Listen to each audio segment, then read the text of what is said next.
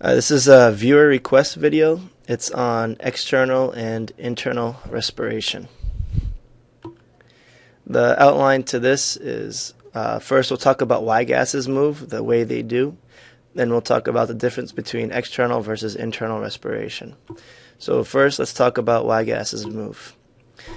There are four rules or general ideas of why gases move. The first is the main one there is diffusion. Then we'll be talking about the thickness of the membrane and the wall, dealing pretty much with the rate of diffusion, difference in partial pressures, and the solubility of gases.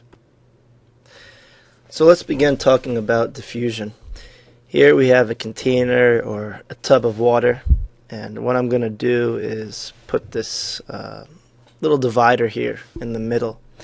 And then I'm going to add some solutes here into the equation. And at the bottom left of the screen you'll see I have a little legend saying the solutes are the red dots.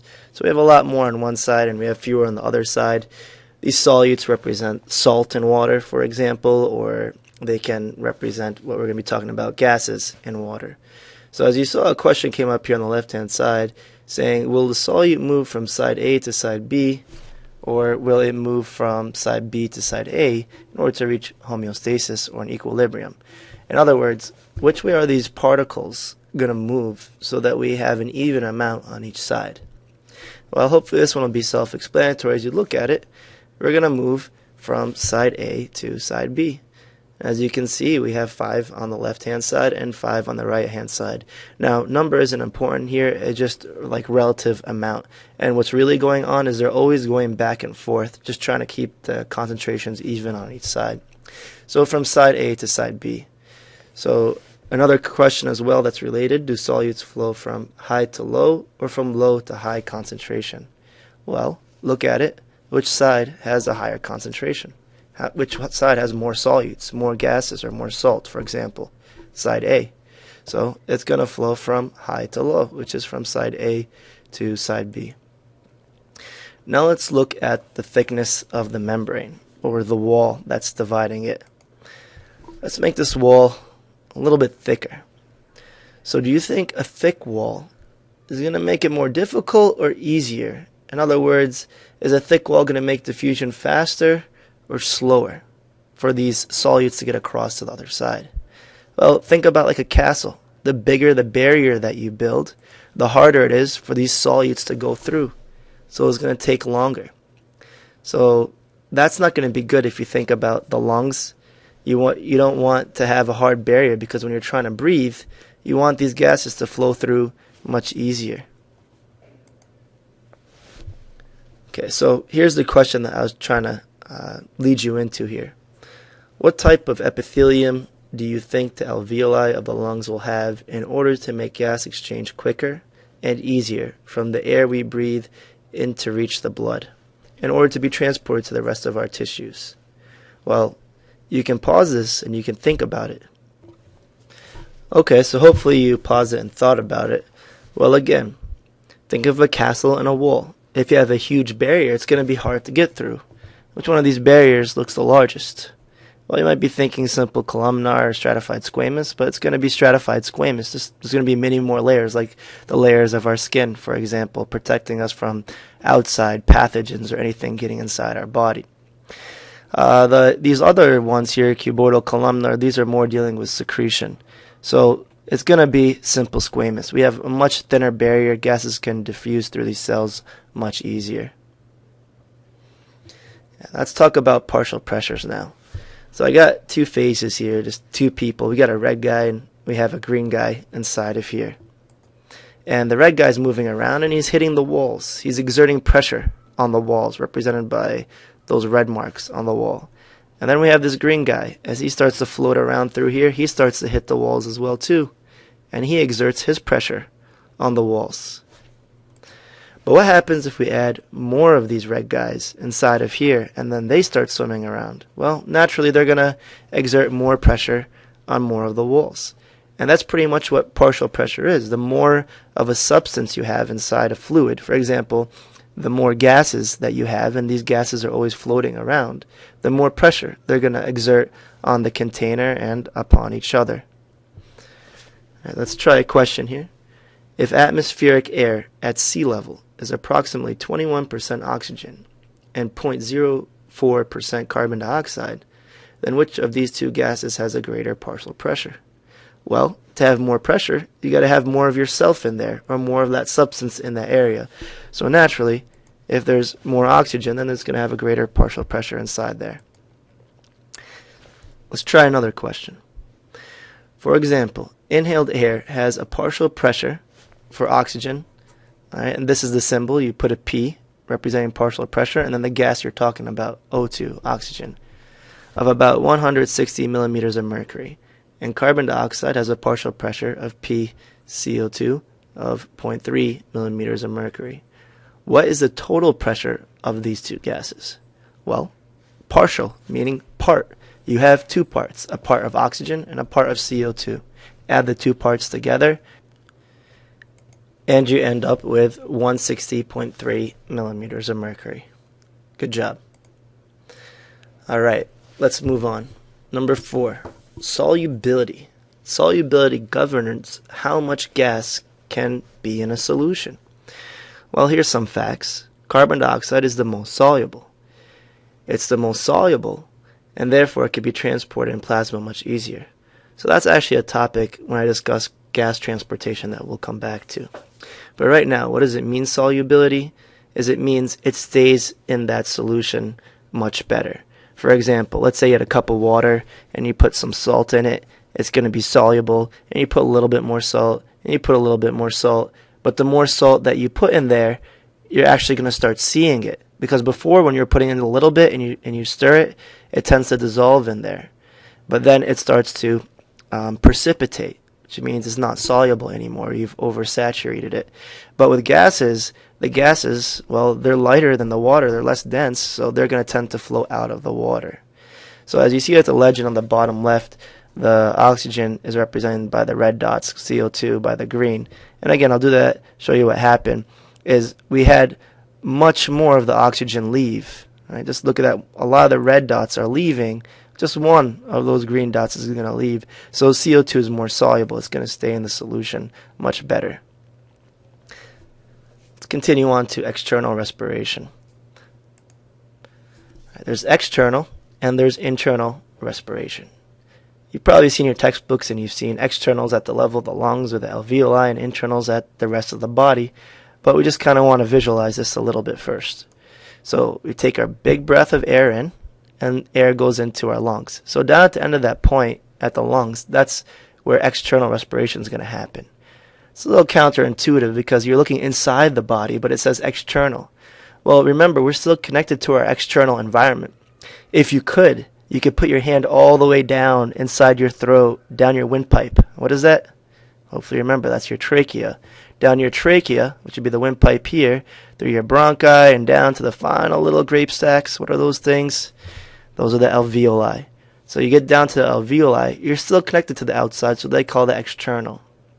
The difference with internal is now we get into the blood. We're even more internal, and we're getting into our tissues. So that's why we call this internal and external respiration. If you remember my video here, and if you don't, you can go look at it. It's called Blood Flow Made Easy. I drew this diagram out. I called it the infinity diagram. It shows you how the blood's going to flow left atrium, left ventricle, out to the body, around, down into the lungs, and back to the left atrium.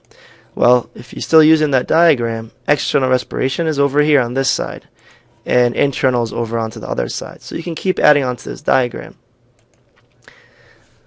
All right, so let's look more specifically at external respiration, which is at the alveoli.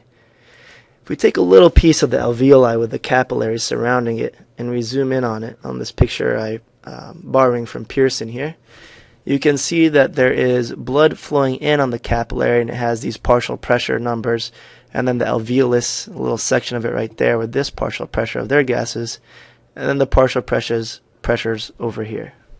What we need to do is isolate each gas one by one. So we'll look at the oxygen values. As blood is returning back to the lungs, it has a partial pressure of 40 millimeters of mercury, mmHg. The alveolus has a PO2 of 100, and after it leaves the alveolus and starting to head back to the left atrium, it as a PO2 of 100.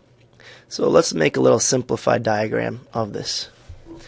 Right, so this at the bottom I'm showing you the blood flow direction and the capillaries. If you look back here, that's the blood flow going down this way. The PO2 is 40. Again, looking back here, you see the PO2 of 40, the PO2 of 100, and the alveoli is the same, and then PO2 100 after we leave. I drew this here because, again, what type of epithelial membrane do we have here for the alveolus and the capillaries? Is it columnar? Is it cuboidal? Is it stratified squamous? No, hopefully remember it's simple squamous. It has one layer of flat cells, such as the endothelial cells right here, the blood vessel, and around the capillary as well too. Okay, so this is what we're going to do here.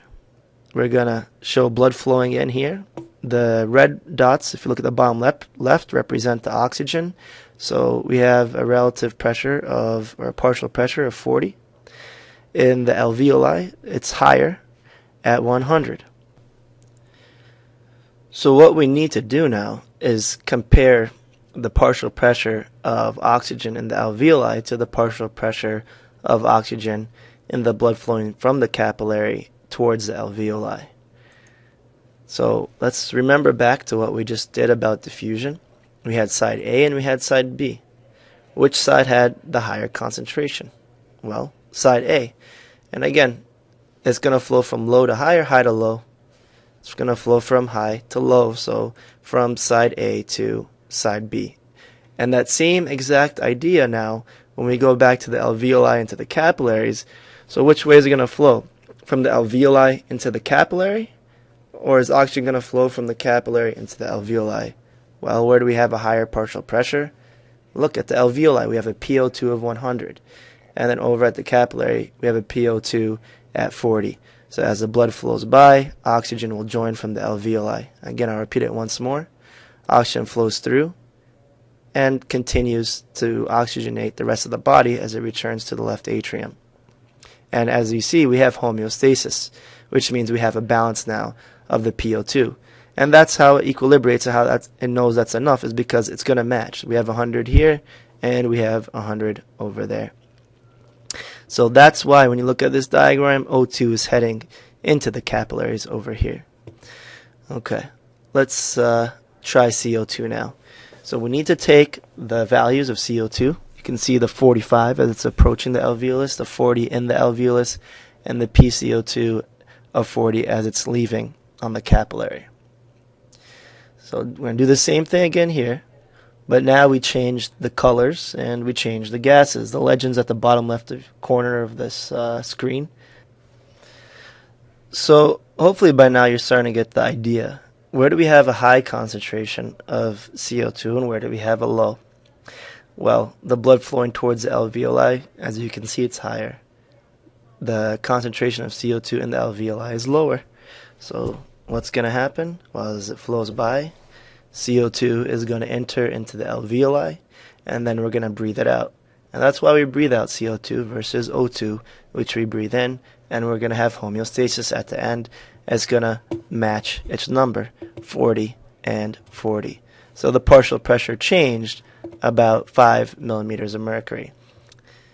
Now hopefully this diagram is starting to make a little bit more sense. As you see here, the PCO2 is 45 and it's 40, so we're going to go from high to low, and that's why you see this green arrow, or the arrow here, showing you that CO2 is going to the alveolus in order to be exhaled, and then it's going to change this down to 40. So there's a drop in 5 millimeters of mercury.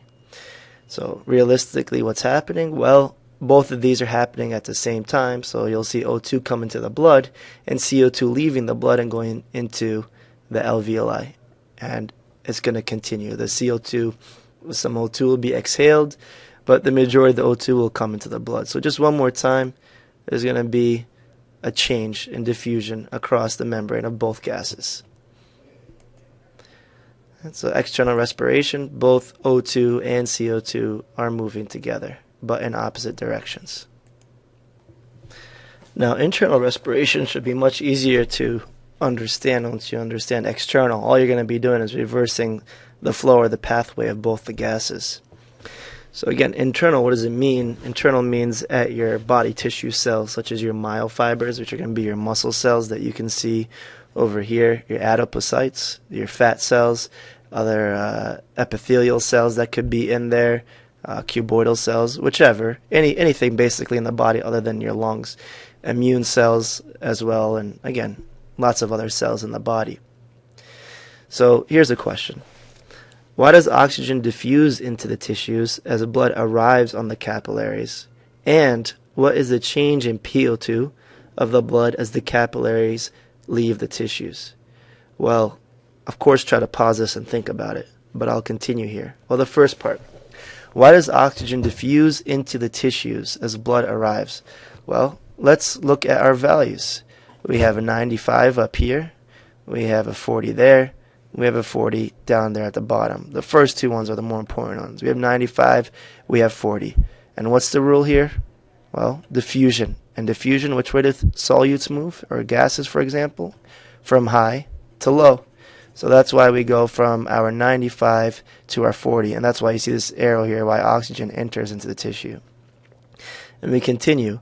What is the change of PO2 of the blood as the capillaries leave the tissues?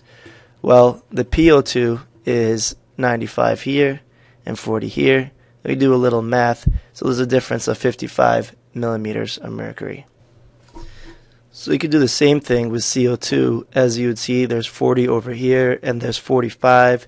So we're going to go from high to low CO2 partial pressure concentration. So that's why the CO2 is going to enter here into the capillary to return back to the right atrium, and then eventually the lungs to get more oxygen and to breathe out the CO2 as well.